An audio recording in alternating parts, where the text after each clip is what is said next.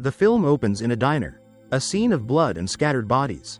A distraught man calls the police, reporting a massacre. He says his friend Nancy is in critical condition. When asked his name, he identifies himself as Jack Collins. The narrative then rewinds 24 hours. Nancy is seen using the restroom in an empty field. Afterward, she returns to her car and silently stares at a pregnancy test. A short time later, Nancy meets her best friend, Tabitha, and shares the news. Tabitha asks who the father is, but Nancy nonchalantly says she doesn't know, as she's been involved with several men recently. She even suggests she might abort the baby because her father would kill her if he found out.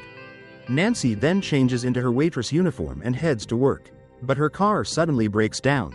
Unable to fix it herself, she is forced to walk the rest of the way. On her way to work, Nancy met Bobby, a colleague. She explained that she was late because the manager had to be there earlier than everyone else, and they rode to work together. Soon after, they arrived at the diner. There, Nancy met the owner, Edward, who was also her father. He immediately scolded her for being late, reminding her that she was now a manager. Edward then announced that Nancy would have to work the night shift with another employee named Jake because of her tardiness. Nancy immediately protested, calling Jake an eccentric and suggesting that her father should at least let Bobby stay. However, Edward insisted he couldn't afford to pay Bobby overtime, emphasizing that Jake was his most trusted employee, which greatly angered Nancy. Nancy then started her shift in an irritable mood, telling Bobby that she had to work the night shift with Jake. Hearing this, Bobby offered to stay and help her even without pay. Clearly, he had feelings for Nancy. Suddenly, Nancy felt nauseous and rushed to the back of the restaurant to vomit. Jake, a chef at the restaurant, noticed her condition and asked if she was pregnant.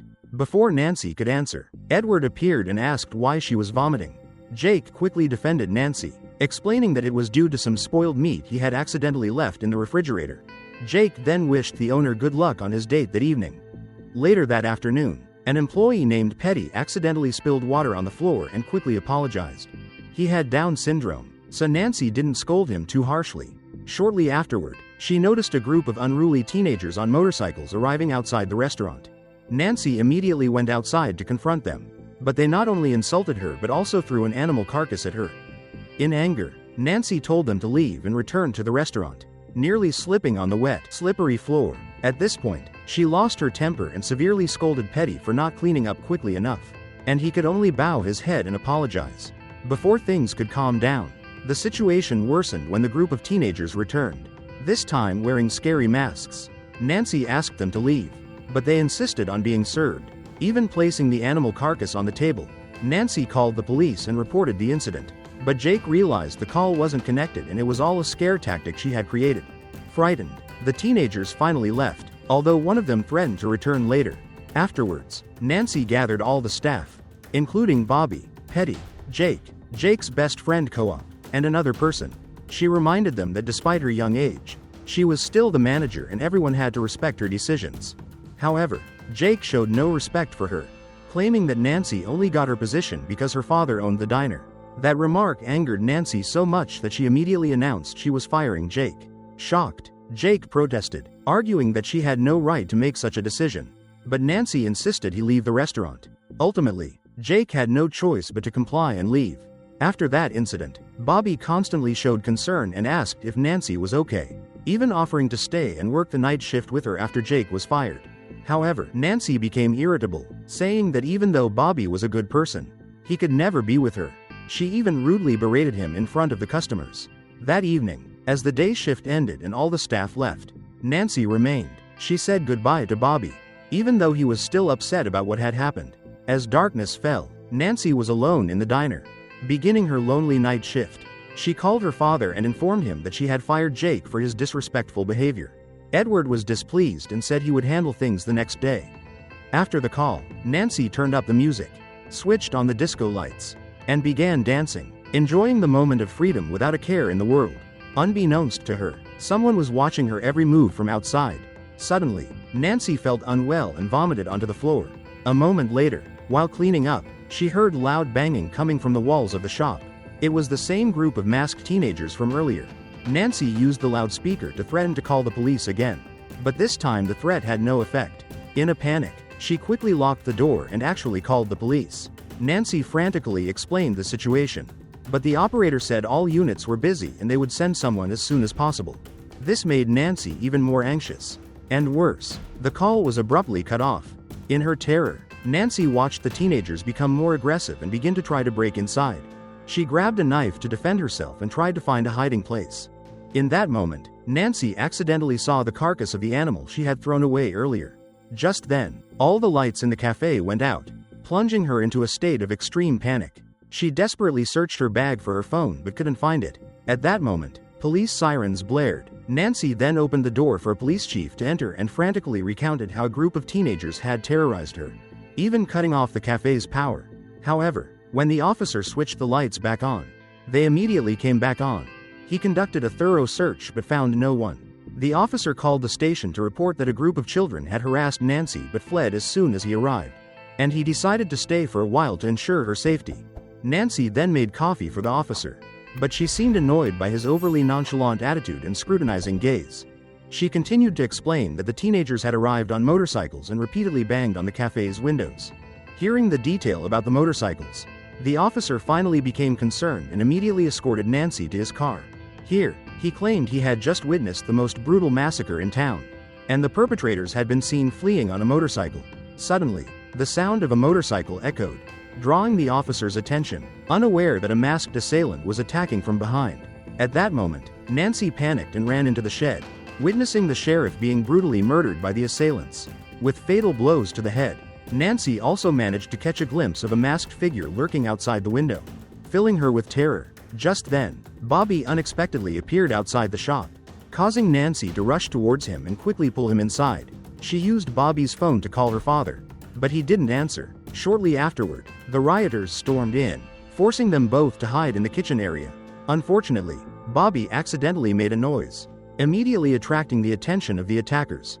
He panicked and ran away to distract them, allowing Nancy to hide in a cupboard, but the door was jammed and wouldn't close. She used Bobby's phone to text Tabitha, begging her to come to the bar urgently. Suddenly, a masked man spotted Nancy, and soon after, she learned that Bobby had also been captured. Both of them were tied up with tape and forced to kiss. Nancy's refusal to cooperate led one of them to drag her into a back room to punish her. He began to approach her in a morbid way, but that very moment gave Nancy an opportunity to free herself. She unexpectedly fought back, stabbing him in the leg before immediately fleeing the bar. Outside, Nancy encountered another masked man and stabbed him in the stomach. The shock came when she realized it was Petty.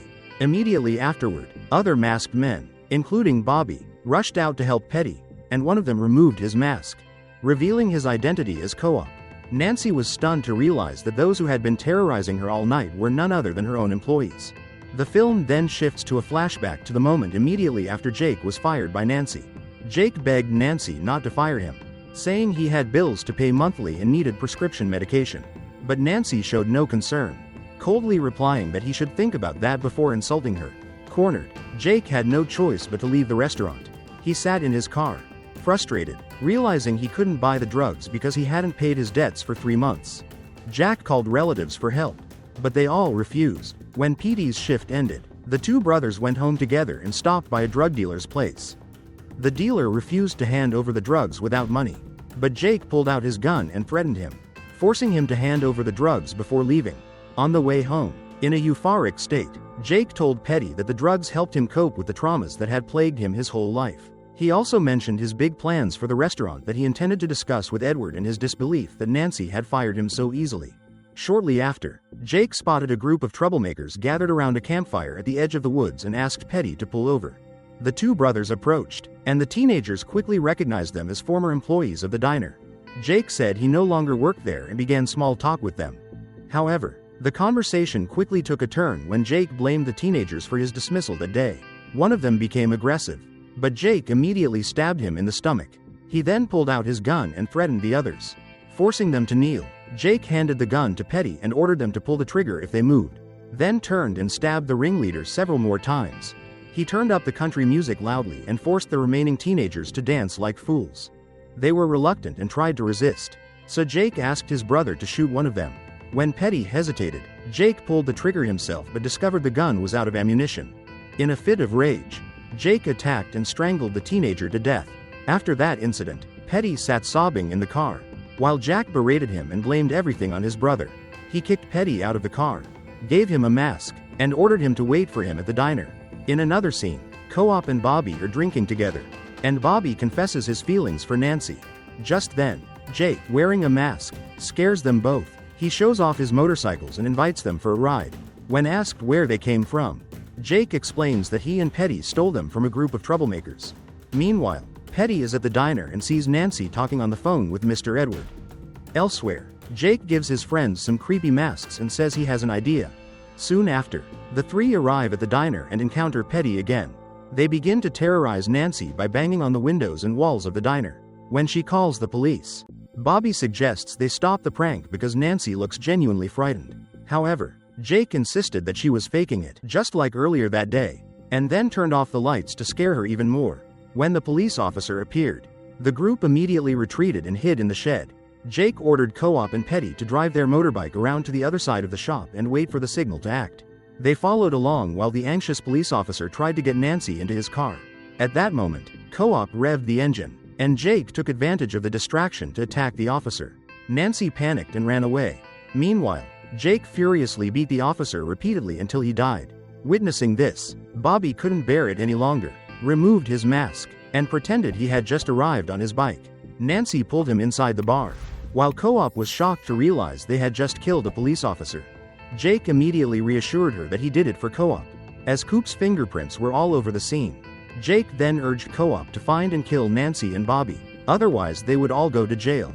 At this point, Nancy couldn't believe why her own employees would treat her so cruelly. As they began to attend to the injured Petty, Nancy quietly slipped away unnoticed. She then noticed the spoiled meat from the morning still in the trash can. Inside the diner, Jake yelled at Co-op, demanding he find Nancy or face jail. Just then, Bobby noticed the police officer's car keys on the counter and suddenly lunged at Jake. Elsewhere, Edward left a voicemail for Jake, saying he'd heard what happened and telling him not to accept Nancy, assuring him he'd always have a job at the diner. Meanwhile, Co-op spotted Nancy in the kitchen and tried to attack her, but Nancy quickly pushed him into a pan full of hot oil, knocked him unconscious, and fled. On another front, Jake overpowered Bobby and stabbed him. He went into the kitchen, trying to wake Co-op, but he was clearly dead. Nancy found Bobby lying motionless in a pool of blood. In his last breath, Bobby weakly tried to give her the car keys. Just then, Tabitha unexpectedly appeared at the restaurant, but upon seeing the massacre, she was terrified and immediately fled. Nancy seized this opportunity to run downstairs, with Jake close behind. However, by the time he reached the bottom, Nancy had disappeared. She successfully hid in the darkness and stabbed the deranged man from behind, then turned back upstairs, but Jake still managed to catch up and stab her hard in the back, overpowering her and dragging her inside the dinner. He stabbed Nancy twice more. Finally, Jack put a dinner sticker on her. By this time, it was already morning, and Jake called the police to report the restaurant massacre, just like at the beginning of the movie. Meanwhile, inside the restaurant, Nancy turned out to be still alive. She pulled the knife out of her stomach herself. Nancy was lucky to survive because she had wrapped the damaged flesh around herself beforehand. Nancy struggled to crawl to Bobby.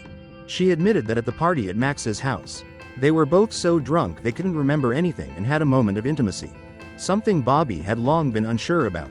This implicitly confirmed that the baby in Nancy's womb might be his. Afterward, the girl took the police officer's car keys and sped away. In another scene, Jake returns home and calls Petey's name. Despite knowing his brother couldn't be there, he decides to flee town and begins packing. Outside, Nancy, exhausted, knife in hand, and searches for him. Jake hears the doorbell ring and grabs a hammer for self-defense. He cautiously opens the door, but finds no one while the doorbell continues to ring. Jake discovers a diner sticker on the doorbell. Nancy has sneaked in through the back door and stabbed the deranged man in the neck. She then coldly pulls out the knife, leaving him to bleed to death. Not long after, Nancy became too weak to continue walking. She collapsed by the roadside and reminisced about her conversation with Tabitha. Nancy revealed her feelings of despair in life.